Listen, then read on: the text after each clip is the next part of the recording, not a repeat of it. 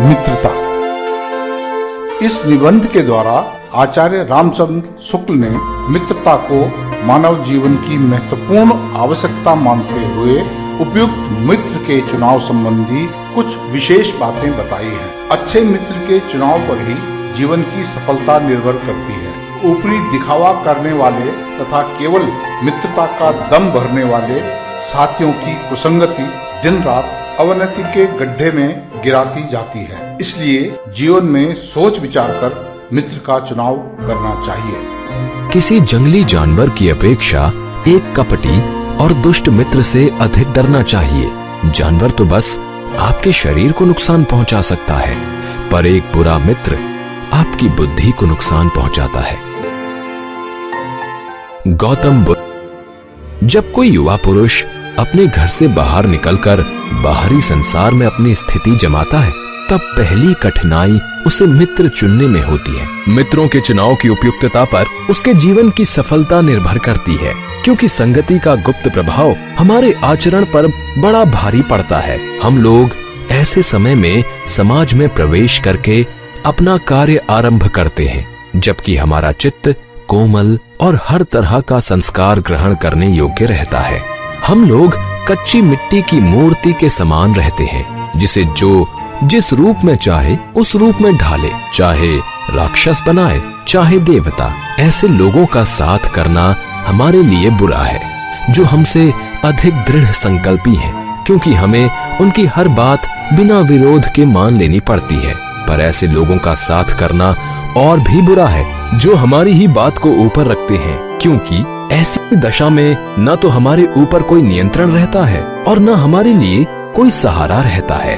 दोनों अवस्थाओं में जिस बात का भय रहता है, उसका पता युवकों को प्रायः बहुत कम रहता है। कितने आश्चर्य की बात है कि लोग एक घोड़ा लेते हैं तो उसके 100 गुण दोष को परख कर लेते हैं, पर किसी को मित्र बनाने में उसके पूर्व आचरण और स्वभाव आदि का कुछ भी विचार और अनुसंधान नहीं करते। वे उसमें सब बातें अच्छी ही अच्छी मानकर अपना पूरा विश्वास जमा देते हैं। हंसमुख चेहरा, बातचीत का ढंग, थोड़ी चतुराई या साहस, यही 2-4 बात किसी में देखकर लोग चटपट उसे अपना बना लेते हैं। यह बात हमें नहीं सूझती, क्योंकि यह ऐसा साधन है जिसमें आत्मशिक्षा का कार्य बहुत सुगम हो जाता है। एक प्राचीन विद्वान का कथन है, विश्वास पात्र मित्र से बड़ी भारी रक्षा रहती है। जिसे ऐसा मित्र मिल जाए उसे समझना चाहिए कि खजाना मिल गया।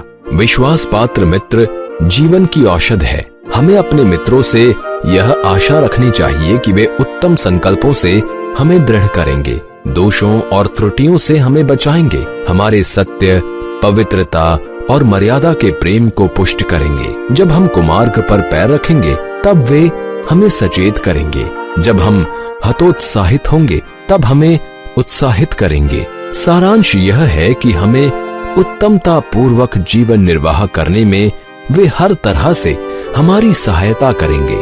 सच्ची मित्रता में उत्तम वैद्य की सी निपुणता और परख होती है। अच्छी से अच्छी माता का सा धैर्य और कोमलता होती है।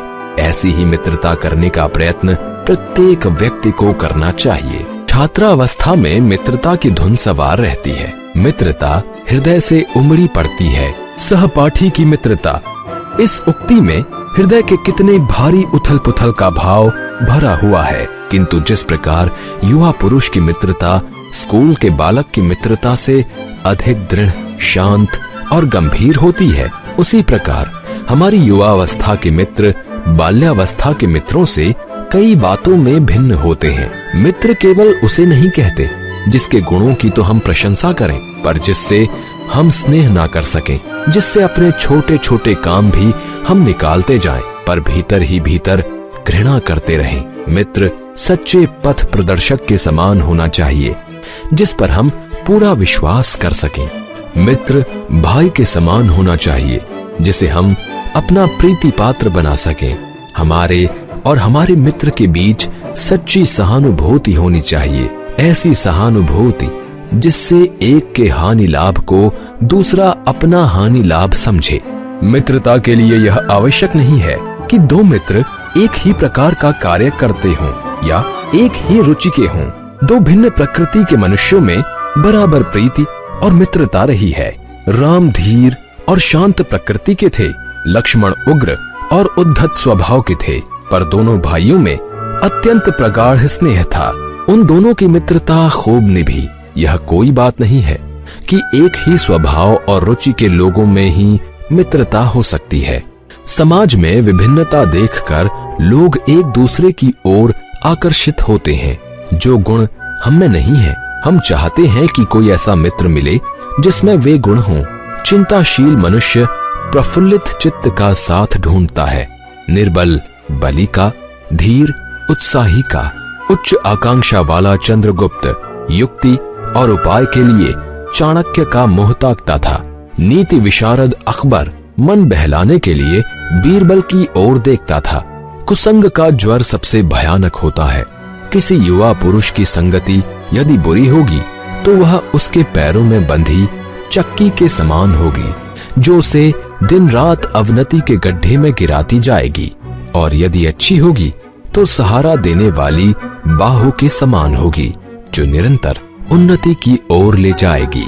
इंग्लैंड के एक विद्वान को युवावस्था में राज दरबारियों में जगह नहीं मिली। इसके लिए जिंदगी भर वह अपने भाग्य को सराहता रहा। बहुत से लोग तो इसे अपना बड़ा भारी दुर्भाग्य समझते, पर वह अच्छी तरह जानता था कि वहां वह बुरे लोगों की संगति में पड़ता, जो उसकी आध्यात्मिक उन्नति में बाधक होते। बहुत से लोग ऐसे होते हैं जिनके घड़ी भर के साथ से भी बुद्धि भ्रष्ट हो जाती है, क्योंकि उनके ही बीच में ऐसी ऐसी बातें कही जाती हैं जो कानों में नहीं पड़नी चाहिए। चित्त पर ऐसे प्रभाव पड़ते हैं जिनसे उसकी पवित्रता का नाश होता है। बुराई अटल भाव धारण करके बैठती है। बुरी बातें हमारी धारणा में बहुत दिनों तक टिकती हैं। इस बात को प्रायः सभी लोग जानते हैं कि भद्दे व फूहड़ गीत जितनी जल्दी ध्यान पर चढ़ते हैं, उतनी जल्दी कोई गंभीर या अच्छी बात नहीं। सावधान रहो। ऐसा न हो कि पहले पहल तुम अपवित्र विचारों को सामान्य बात समझो और सोचो कि एक बार ऐसा हुआ फिर ऐसा न होगा, अथवा तुम्हारे चरित्र बल का एक ऐसा प्रभाव पड़ेगा कि बुरी बातें कहने वाले आगे चलकर अपने आप सुधर जाएंगे। नहीं, ऐसा नहीं होगा। जब एक बार मनुष्य अपना पैर कीचड़ में डाल देता है, तब फिर वह नहीं देखता कि वह कहाँ और कैसी जगह पैर रख रहा है। धीरे धीरे उन बुरी बातों में अभ्यस्त होते होते उससे तुम्हारी घृणा कम हो जाएगी। पीछे तुम्हें इनसे चिढ़ न मालूम होगी, क्योंकि तुम यह सोचने लगोगे कि इसमें चिढ़ने की बात ही क्या है। तुम्हें भले बुरे की पहचान न रह जाएगी। अंत होते होते तुम भी बुराई के भक्त बन जाओगे। अतः हृदय को उज्ज्वल और निष्कलंक रखने का सबसे अच्छा उपाय यही है कि बुरी संगति की छूत से बचो। एक पुरानी कहावत है, काजल की कोठरी में कैसो ही सयानु जाए। एक लीक काजल की लागी है, पै लागी है। बुरे लोगों की संगति में जाने से अपने आप को कितना भी बचाएं, बुरा प्रभाव पड़ ही जाता है।